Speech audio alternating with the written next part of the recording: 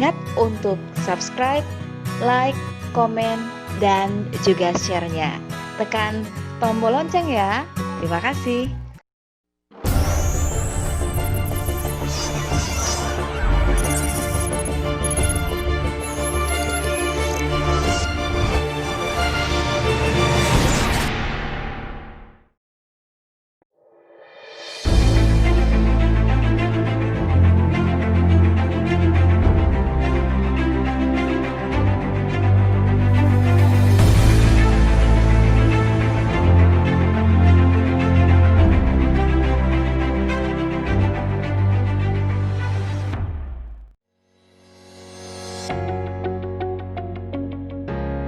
Nah, apa kabar Mbak Ratri hari ini? Aktivitasnya bagaimana? Bisa share dong dengan kita-kita. Silahkan Mbak Ratri. Iya, kabar baik aja Mbak, udah sehat. Sejak sembuh kan sempat menerima banyak permintaan dari pihak media dan publik untuk berbagi cerita. Jadi ya sejak itu ya sibuk menceritakan tentang pengalaman dengan COVID ini sih. Terus ibu kan kebetulan juga senang berkebun, jadi mulai bantu ibu berkebun. Kita sempat panen selada, causim, gitu macam-macam, tomat juga. Terus aku mulai nanam bunga-bunga juga gitu aja sih Mbak. Habis kan di rumah aja ya. Terus mulai kerja juga. Kan kerjaanku sebagai produser seni independen, tapi di Jakarta sekarang kerja sebagai program manajernya Indonesian Dance Festival. Itu festival tari kontemporer di Jakarta yang sudah berdiri sejak tahun 92. Jadi ya sibuk antara kerja yang karir sama juga ini kan ada identitas baru sebagai penyintas COVID dan sering sharing tentang cerita itu, terus juga kegiatan berkebun di rumah. Mbak Ratri, ini kondisinya berarti sudah semuanya mulai berjalan normal lagi lah ya untuk Mbak Ratri dan keluarga begitu ya. Ya. New normal versinya keluarga Mbak Ratri lah begitu kan. Mulai beraktivitas lagi. Baik, sebelum kita bercerita tentang yang mau kita angkat malam hari ini, saya mau tahu dong Mbak Ratri udah berapa lama sih jadi produser? Saya sampai dulu profesinya dan takut keliru. Nah, menjadi produser seni independen ini udah berapa lama Mbak Ratri? Aku nyebut diriku sebagai produser tuh kira-kira sejak tahun 2015-2016.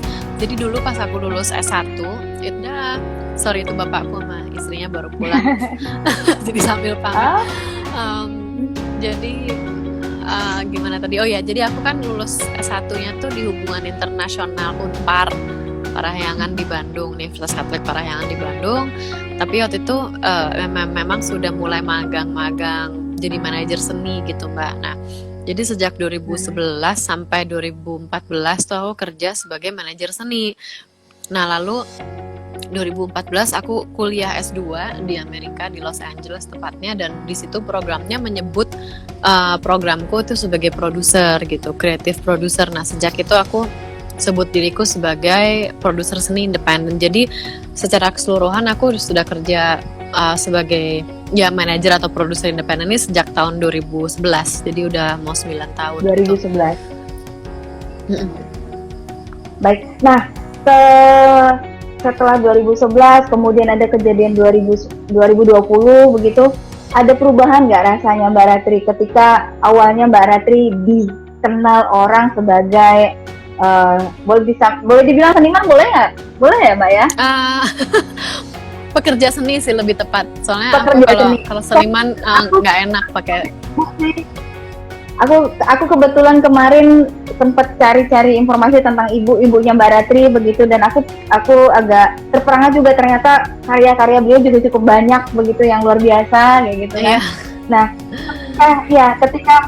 ketika ada yang terjadi di 2020, ada yang ngerasa berubah nggak Mbak Ratri?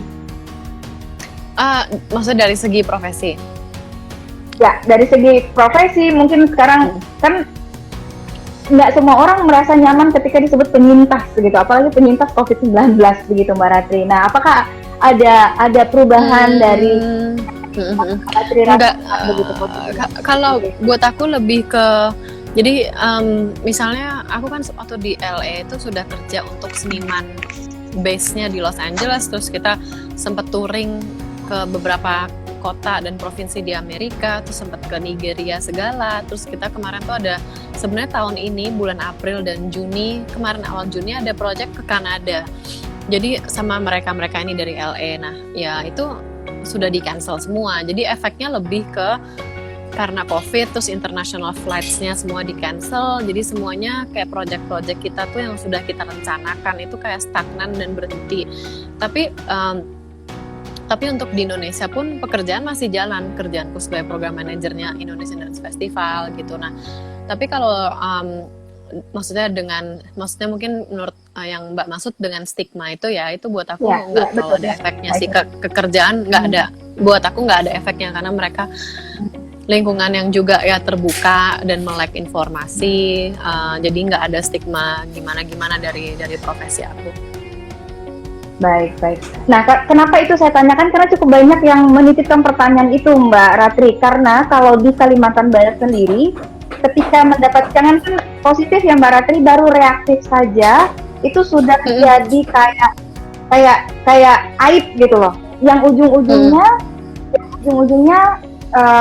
para saudara kita ini jadi tertutup. Ujung-ujungnya para saudara kita ini akhirnya tidak terbuka, berbohong lah akhirnya, yang berbohong kepada tenaga medis, ke kiri kanannya, seperti itu Mbak Ratri. Bahkan sampai hari ini ada beberapa yang reaktif, kemudian masuk. Hanya saja kemarin ada salah satu bupati yang ada di Kalbar ini mau terbuka, tapi itu pun ternyata tidak menggugah banyak orang juga gitu, karena masih ada yang reaktif, kemudian sembunyi, terus marah-marah kalau ditanya begitu posisinya. Back to the point deh, apa sih yang dirasakan ketika ini terkena ke Mbak Ratri begitu, supaya teman-teman di luar sana juga tahu. Kemudian kenapa Mbak Ratri dan keluarga ini cepat bisa back to normal lagi, begitu, kembali beraktivitas seperti biasa lagi. Bahkan justru lebih, kalau aku lihat semangatnya lebih tinggi lagi gitu posisinya gitu saat ini. Silakan Mbak Ratri. Iya, sebenarnya waktu kita dinyatakan sakit itu malah gimana ya, malah lebih ke lega, karena kalau kita sudah tahu kan malah bisa mengerespons gimana gitu kan sebaiknya gitu, daripada kalau kita nggak tahu dan ngawang-ngawang. Nah, jadi pas kita udah tahu sih kita lebih kayak tenang. Oke, kita semua kena COVID, ya udah sekarang fokus ke kesembuhan gitu. Kita bisa apa nih untuk sembuh gitu. Sambil ya itu percaya sama dokter-dokter waktu yang menangani kita kan di rumah sakit penyakit infeksi Sulianti Saroso, rumah sakit nomor 1 rujukan ya untuk COVID dari pemerintah. Nah, tapi kan terus netizen dan orang-orang yang kita nggak kenal kan menyerang profesi, yang dengan stigma dan menyalahkan kita, mendoakan, banyak yang nggak percaya kita sakit, malah mendoakan supaya kita beneran sakit gitu, katanya kita settingan, katanya kita pelacur pemerintahan Jokowi gitu ya. Nah, tapi pas itu tuh kayak, kalau buat dari aku sih malah lebih kayak, oh ya nggak apa-apa gitu, kalian mau ngomong gini, aku sih nggak peduli gitu, nggak mau mikirin, silahkan aja gitu, toh kita nggak harus membuktikan ke siapa-siapa. Tapi memang malah mungkin dari energi marah itu malah jadi lebih kuat lagi gitu, kayak ya udah emang kita kemarin kena COVID, terus kenapa gitu, toh orang-orang terdekat kita juga suportif kan, beruntungnya, dan tetangga sempat ada yang takut sih, tapi lama-lama dengan sosialisasi tentang COVID yang baik dari ibu dan bapak RT. Tapi kalau di lingkungan profesi ya itu bersyukurnya nggak ada yang stigma. Tapi ya kalau untuk ada orang yang sakit di Kalimantan gitu, misal lagi nonton acara ini, malah kalau bohong itu malah kita merugikan diri sendiri dan orang-orang terdekat kita gitu. Jadi kalau memang kena terpapar gitu dengan virusnya, ya jujur aja, karena kalau jujur kan malah bisa diarahkan sebaiknya gimana daripada kita sembunyi-sembunyi gitu. Dan toh bukan aib juga kan, memang ini kan penyakit, bukan banyak kan hal lain yang lebih dianggap aib daripada kena sakit gitu. Ya, sampai kalau di lingkungan saya sampai ada guyonan gini, ini kan COVID bukan AIDS gitu. Sampai ada yang sempat saking ingin pengen kasih tahu bahwa sebenarnya COVID ini bukan sesuatu yang harus disembunyikan seperti itu. Tapi terima kasih nih Pak, yang baik banget buat kita, terutama teman-teman yang menyaksikan. Dan ini Mbak Ratri, aku izin nanti akan konekkan ke YouTube, kemudian ini akan di-share ke banyak orang, mungkin juga akan di-share, aku bagi ke teman-teman yang sekarang posisinya sedang di karantina, ada juga di isolasi mandiri, ada beberapa begitu. Sebenarnya kalau untuk AIDS pun juga harusnya kan nggak ada stigmanya ya Mbak, namanya juga penyakit kan, tapi kan ya kalau mungkin buat masyarakat kita masih seperti itu dipandangnya. Jadi kalau penyakit ya harusnya kan didoakan dan dibantu gitu ya, bukannya malah bukan dijauhi ya Mbak ya. Iya. Nah, kalau dari Mbak Ratri sendiri sebagai penyintas COVID-19, sekarang posisi sebagai COVID-19 survivor begitu, apa yang ingin Mbak Ratri sampaikan dengan kondisi yang sudah berpindah fase seperti ini? Karena kalau di Pontianak nih Mbak, di Kalbar, masuk ke fase sekarang, orang udah nggak mau pakai masker loh Mbak Ratri. Aduh. Beneran. Mana-mana ini pasar-pasar tradisional, pasar-pasar yang bukan ini, itu orang udah sumpek banget di situ posisinya. Nah kita yang coba menjaga jarak justru dibilang kok aneh, kayak gitu Mbak Ratri. Ya itu agak was-was ya dengarnya, tapi sama sih Mbak, di Kalimantan Barat seperti itu. Di Jakarta juga kemarin hari kedua PSBB-nya mulai diangkat dan mulai peralihan ke new normal itu, Jakarta sudah macet gitu. Jadi dan memang orang seperti sudah lupa, atau yang aku dengar juga jadi banyak sebenarnya orang yang jadi nggak percaya sebenarnya COVID ini beneran ada atau enggak ada, gitu kan. Aduh itu gimana ya? Ya kalau dari aku sih itu gini deh, maksudnya Indonesia ini kan masyarakatnya beragam sekali kan, dari perbedaan penghasilan, perbedaan ekonomi dan sosialnya dan kulturalnya itu beda-beda. Jadi kita juga nggak bisa kan orang yang punya kemewahan untuk bisa work from home, nggak bisa teriak-teriak ke semua orang supaya work from home gitu. Emangnya kalian mau ngasih uang ke semua orang yang harus mencari pemasukan setiap hari, harus keluar rumah gitu, terus gimana gitu kan kita nggak bisa ngasih tahu orang-orang untuk nggak usah melakukan mata pencahariannya.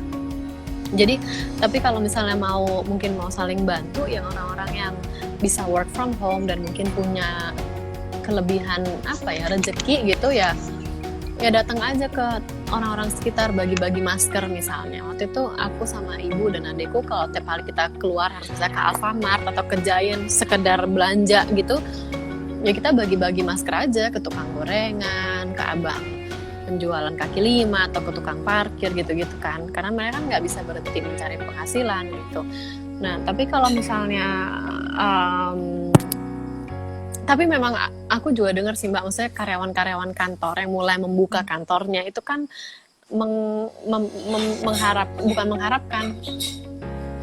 memberi order, memberi perintah untuk stafnya, karyawannya untuk kembali kerja. Jadi kan karyawan ini walaupun masih segan harus naik kereta atau angkutan umum gitu, gimana gitu. Masa kan nggak bisa juga semuanya nggak mau kerja gitu kan, nggak bisa. Jadi ini kompleks banget sih antara kebijakan antara memperhatikan ekonomi dan kesehatan masanya gitu. Nah terus kalau new normal itu aku nggak setuju dengan kata-kata kita harus memerangi COVID gitu. Itu kesannya gimana ya? Ya berdamai juga nggak berdamai terus pasrah kan. Berdamai artinya menerima bahwa kita harus hidup dengan COVID-19 di antara kita. Nah ya itu caranya gimana ya? Sehari-hari masih disiplin pakai masker, tiap kali keluar masuk ruangan masih harus cuci tangan pakai sabun gitu, jadi masih mawas diri gitu, nggak bisa loss juga kan. Terus udah new normal gitu kita kembali ke seperti biasa, itu ya takut akibatnya ya amit-amit ya gelombang kedua, atau ada misalnya pemuda yang sudah mulai kerja dia nggak sadar dia terpapar, tapi karena dia masih muda dia kayak aku waktu itu masih beraktivitas karena nggak merasa sakit, tapi ternyata nularin ke orang tuanya, kakek neneknya gitu kan, kita nggak pernah tahu. Jadi kan masih harus hati-hati gitu. Baik. Nah kalau Mbak Ratri lihat gitu kan, aku juga mantau Instagramnya Mbak Ratri, ini kan sering sekali menjadi tamu, narasumber segala macam. Nah apa yang ingin Mbak Ratri sampaikan sebenarnya? Positive vibes seperti apa sih yang perlu dirasa, yang perlu aku susah ngomongnya. Hal positif seperti apa sih begitu, hal-hal positif seperti apa yang harus kita masukin ke ke diri kita untuk mampu melewati kondisi seperti ini. Jujur saja, aku di saat ini pun masih yang seperti agak ujung-ujungnya jadi parno gitu loh Mbak. Ujung-ujungnya jadi yang parno banget gitu. Jadi berapa kali keluar rumah datang harus mandi kayak gitu. Karena aku punya anak kecil apa segala macam seperti itu. Tapi ya mau nggak mau itu dilakukan. Tapi ada pihak yang ketika kita melakukan hal ini dianggap kayak aneh kayak gitu. Bahkan sampai ke kantor pun kadang aku harus bawa pakaian ganti dulu apa segala macam. Karena ya itu tadi untuk menjaga banyak hal. Tapi itu tidak semua orang mampu memahaminya kalau itu hal yang kita pakai untuk menghadapi situasi seperti ini begitu Mbak. Jadi ujung-ujungnya bawaannya yang negatif gitu. Bawaannya yang aduh orang ini ngapain sih ya kayak gitu-gitu posisinya. Silakan Mbak Ratri. Iya ya gimana ya, memang susah sih, dan jujur aku aja kadang kalau misalnya aduh cuman ke Alfamart sebentar, ini bener gak sih harus mandi lagi, terus baju dicuci lagi gitu kan, saya kan juga boros air, boros energi juga. Tapi ya masih dilakuin sih Mbak, semales-malesnya, seaneh-anehnya gitu. Kayaknya sementara ini lebih baik dilakukan ya, soalnya aku juga masih ada keparnoan gitu-gitu tiap kali keluar, misalnya megang apa kita nggak sadar gitu tuh masih tetap terpikir gitu. Jadi ya lebih baik jaga jarak aja, dan kalau ada orang yang nganggap kita aneh ya udahlah, maksudnya ya kita semua kan ya udah, mungkin semuanya juga ada keanehan sendiri-sendiri ya, saling terima aja. Tapi menurut aku Mbak Eva bener banget sih, maksudnya dari jalan dari rumah ke kantor pakai baju satu set yang beda, nanti di kantor ganti lagi gitu, tapi mungkin pas pulang pakai baju yang sama yang tadi dipakai ke kantor gitu ya. Kayak masuk akal sih Mbak untuk jaga-jaga, yang penting kan kitanya juga ngerasa nyaman dan nggak usah parnonya itu kan, karena kan preventif kan ya aktivitasnya gitu. Baik, nah bicara soal lagi tadi Mbak, bicara soal bagaimana kita tetap mampu melewati posisi fase saat ini sampai nanti benar-benar hilang COVID-19. Menurut Mbak Ratri, kan sekarang ini simpang siur informasi juga masih ada tentang COVID-19 ini. Bahkan tadi muncul yang bilang, wah ini kayaknya cuma sekedar konspirasi, muncul seperti itu. Bahkan kalau di Pontianak ini sempat ada meme yang beredar bahwa orang Pontianak tuh nggak percaya sama adanya corona, gitu, adanya COVID-19. Sempat ada meme seperti itu. Bahkan wali kota kita harus keliling setiap hari ngingetin orang apa segala macam. Nah, menurut Mbak Ratri, apa sih yang harus dilakukan oleh pihak terkait, tapi yang efektif efisien gitu? Sosialisasi yang efektif efisien itu seperti apa yang bisa sampai kepada publik luas, terutama publik yang mungkin tidak tersentuh dengan media sosial, tidak tersentuh dengan hal-hal yang mungkin selama ini kita anggap itu hal-hal yang gampang diakses, contoh misalnya Instagram, Facebook. Tapi kan susah kalau di daerah gitu Mbak Ratri. Iya, ini maksudnya dari pihak pemerintahnya, sosialisasinya. Ya, menurut saya ya sebagai orang yang punya pengalaman sebagai penyintas COVID-19 seperti itu kan pasti punya pengalaman melihat bagaimana orang waktu ngerawat Mbak Ratri, bagaimana komunikasi kepada publik waktu itu, penyampaiannya seperti itu gitu loh Mbak. Silakan. Sebenarnya kalau aku ini soal ini ya, komunikasi informasi dari pihak pemerintah. Jadi ini disclaimer dulu, ini kan bukan keahlian aku, tapi kalau aku lihat dari yang kemarin itu pengalaman sendiri, itu kan ya pemerintah itu setiap hari kan mengevaluasi kebijakan lalu membenahi apa yang salah atau apa yang kurang tepat gitu. Jadi waktu itu lalu ditunjuk Pak Yuri sebagai jubir. Nah, diharapkannya kan dengan dia menjadi jubir, informasi lebih terdistribusi dengan benar dan terarah. Dan sekarang Mbak sudah dengar juga ada Dr. Reisa Broto Asmoro ya, jadi jubir yang kedua. Nah, ya itu cara-cara supaya bagaimana sosialisasi tentang COVID ini sampai kepada masyarakat luas kan.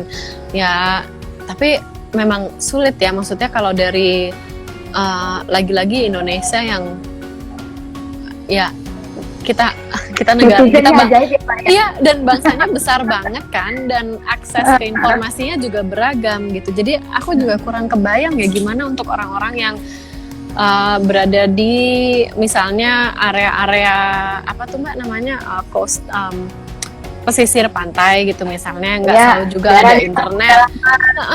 Gitu memang gimana ya, tapi malah justru menurutku orang-orang hidup di sana mungkin malah terselamatkan kan, karena betul, kan betul.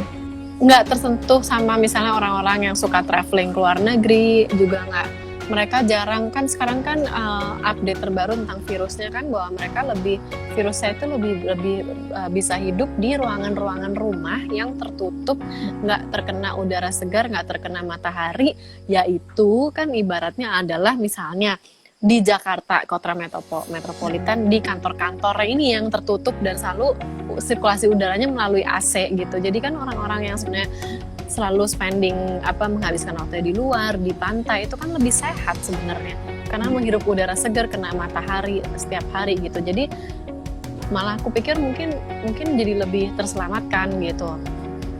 Tapi informasinya ya aku pikir ya harus mengandalkan pemerintah daerah masing-masing ya, yang harus juga dapat informasi yang tepat dari pusat gitu.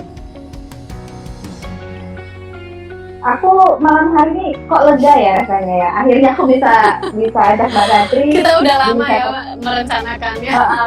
Ya, karena ini yang beberapa pertanyaan yang aku sampaikan yang Mbak Ratri ini pertanyaan titipan teman-teman begitu. Nah, Mbak Ratri kalau ini kan posisinya sudah terbebas lah, posisi sudah sehat. Bahkan aku lihat juga di salah satu postingan Mbak Ratri ini ada menyumbangkan plasma darah. Betul? Iya betul. Iya betul. Kemudian juga aku lihat bagi-bagi masker, bagi-bagi tembakau juga aku lihatnya posisinya. Nah, ketika menuju new normal, ketika masuk ke fase berikutnya, kok aku lihatnya udah pada semangat itu udah pada agak-agak sepi ya Mbak ya kalau lihatnya. Nah, menurut Mbak Ratri ini mengapa sih dari aku sendiri? Enggak, bukan. Dari yang lain-lainnya gitu, dari yang orang-orang lainnya gitu posisinya. Iya. Nah, apakah tadi baliknya gini, oh ini sudah mulai membaik nih, oh ini sudah mulai kondisinya udah mulai aman. Padahal tadi laporan dari Dokter Raisa 1.000 lebih hari ini loh Mbak. Iya betul. Kalau menurut aku ngelihat tren itu sih lebih kayak sebenarnya kita udah capek ya, udah 3 bulan ya, hampir masuk 4 ya. Kan keadaan hidup kita kayak stagnan gini, terus di rumah terus, orang-orang juga udah mulai kangen sosialisasi secara fisik gitu kan. Jadi mungkin sebetulnya mereka juga mau nggak mau sudah secara mental sudah menerima bahwa kita memang harus melanjutkan hidup dengan adanya COVID-19 di antara kita itu tadi gitu loh. Jadi antara kalau aku sih dari ini sih ngomong dari diri sendiri ya, apa yang aku rasain gitu ya, memang sudah agak capek juga dengan kondisi seperti ini. Jadi mungkin sudah lebih kayak ya udahlah gitu. Tapi masih aku aja yang sudah pernah sakit dan sehat itu masih ada keparnoan atau ketakutan bakal kena infeksi ulang gitu kan. Karena itu memungkinkan banget sakit lagi gitu. Tapi ya lebih kayak ya udah deh, bismillah aja gitu ya, terus berdoa tapi juga masih jaga kebersihan dan masih terus mawas diri, hati-hati. Tapi ya itu sih Mbak, kayaknya memang sudah pada capek ya, tapi sebenarnya secara nggak sadar kita juga sudah menerima gitu bahwa ya udah kita memang harus melanjutkan hidup dengan adanya COVID-19. Ya balik lagi ke berdamai tadi itu, berdamai dalam tanda kutip, ya itu lebih ke menerima keadaan gitu ya. Kan posisi kita sudah masuk ke fase berikutnya. Nah, kita tetap harus kehidupan harus tetap berjalan dengan atau tanpa COVID-19. Nah, di posisi ini menurut Mbak Ratri yang pernah merasakan pelayanan kesehatan, kecepatan mereka dalam melayani, apakah sudah pas begitu atau mungkin ada hal-hal yang perlu diperbaiki? Misalnya karena sampai hari ini pun tenaga medis kita ada yang harus gugur begitu posisinya. Nah, mungkin ada hal yang menurut Mbak Ratri harus dijadikan highlight oleh pemerintah, terutama mungkin dari kesehatan, Kementerian Kesehatan atau Kementerian Komunikasi atau seperti apa Mbak Ratri? Silakan. Kalau kami kan waktu itu beruntungnya aku dan ibu dan adik itu karena kita 3 pasien pertama, jadi petugas medis dan rumah sakit saat itu belum kewalahan. Jadi kita merasakan betul kesigapan dan juga ketidaksigapan mereka, karena waktu itu kan jadi kayak apa ya 2 sisi ya pisaunya. Jadi di satu sisi kita ditangani dengan sangat baik, ruang-ruangan isolasi masih banyak tersedia, tapi di sisi lain mereka juga menangani benar-benar hal yang baru. Jadi banyak informasi yang waktu itu kejar-kejaran gitu kan. Oh nih update terbarunya begini, update terbarunya begitu gitu. Nah pas kita keluar langsung itu angka-angka positif COVID naik ke ratusan dan kemudian gampang menjadi ribuan gitu kan. Nah di situ baru terlihat kan bahwa ya memang setiap negara, mau itu Indonesia, Eropa, Amerika, manapun itu nggak siap untuk menangani hal seperti ini. Nah jadi waktu itu yang kita lihat memang pemerintah mungkin ada, karena kita kan warga masyarakat kan selalu ekspektasinya pemerintah harus selalu terdepan kan, harus tahu semuanya. Tapi kan ya mereka juga manusia menjalankan tugas gitu.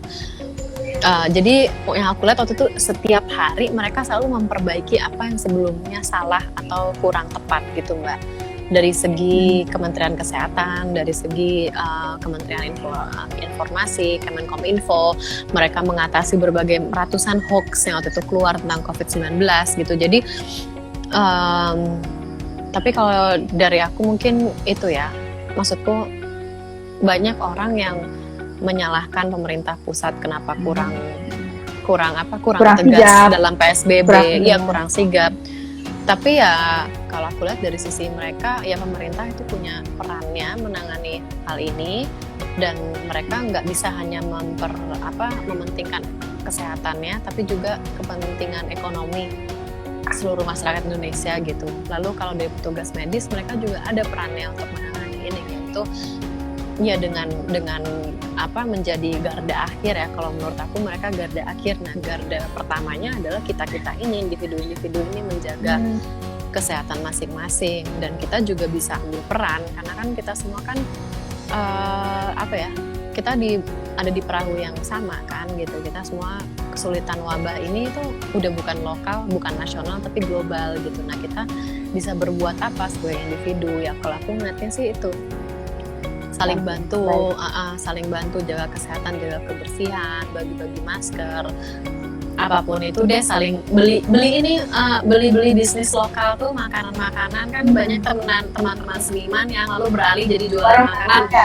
Iya itu juga ya udah belilah gitu kan dari teman-teman kita sendiri. Jadi itu kan menggerakkan ekonomi lokal juga gitu.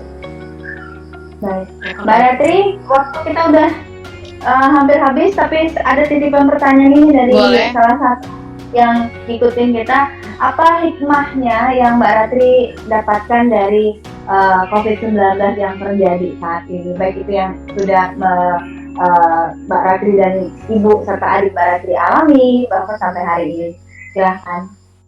Iya, kalau buat aku hikmahnya jadi lebih memilah apa sih yang penting di hidup ini gitu. Kayak aku tuh senang banget jadi bisa menghabiskan waktu berkualitas sama ibu, sama bapak, sama adik dan keluarga besar gitu. Jadi lebih kayak pengen mikir apa sih yang penting sebenarnya dalam hidup ini gitu. Kan kita kan hidupnya kan kayak selalu dikejar-kejar produktivitas, mengejar kesuksesan materi, posisi gitu. Nah terus tiba-tiba nih disuruh diem semua, jadi kayak itu sih mikir ulang apa sih yang penting gitu. Nah ini bagian dari new normal kalau buat aku, kayak ya kita nggak bisa balik dikejar-kejar apa ya, hidup kita tuh kayak dikejar-kejar setan mungkin ya, aku nggak tahu deh kan kayak bukan ini bercanda ya, cuman ngerti nggak maksudnya?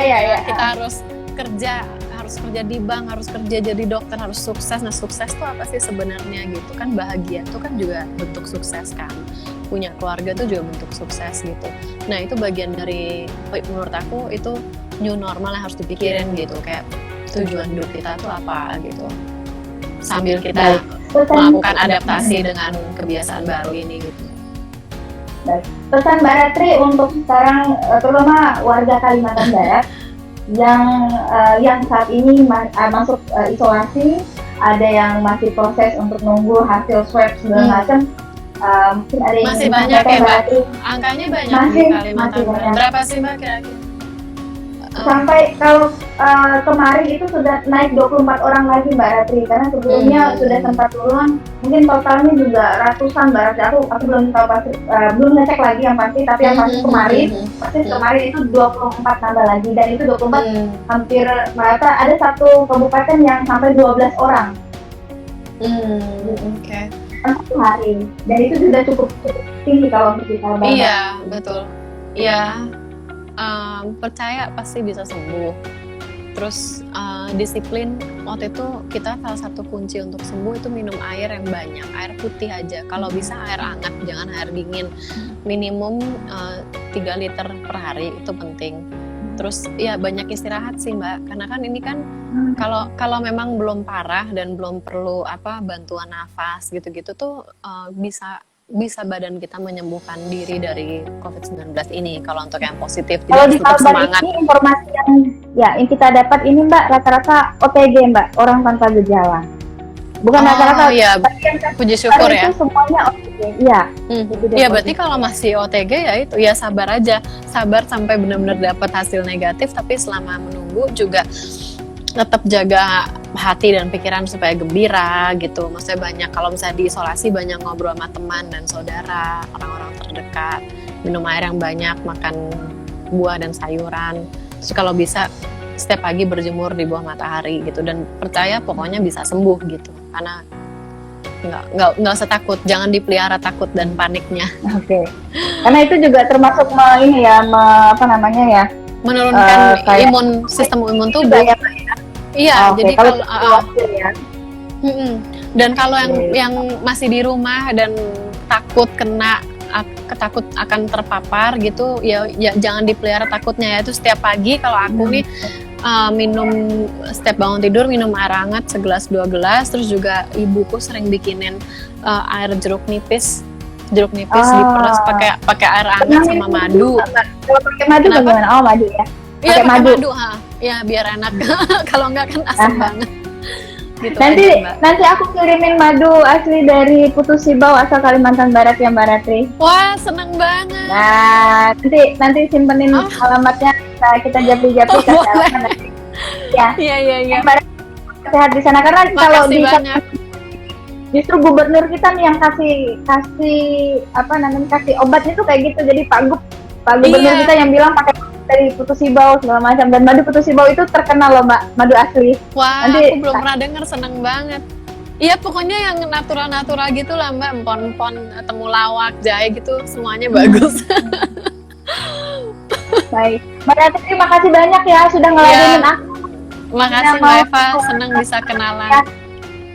Senang banget, kita tunggu semuanya berlalu, Mbak Ratri bisa main ke sini, ketemu sama teman-teman teater kita di sini, ketemu teman-teman kita di sini. Iya Mbak, mau nanti berkabar kalau sudah berakhir semuanya. Surat-surat keterangan sehat apa segala macam kalau naik pesawat ya. Iya betul. Masih harus karantina segala. Ya nanti deh kalau udah berlalu semuanya. Baik, makasih terima kasih banyak. Tetap sehat, salam untuk sama-sama. Ibu dan salam untuk semuanya. Makasih. Salam untuk semua tim di sana. Malam, makasih Mbak. Selamat malam Mbak Ratri. Mari.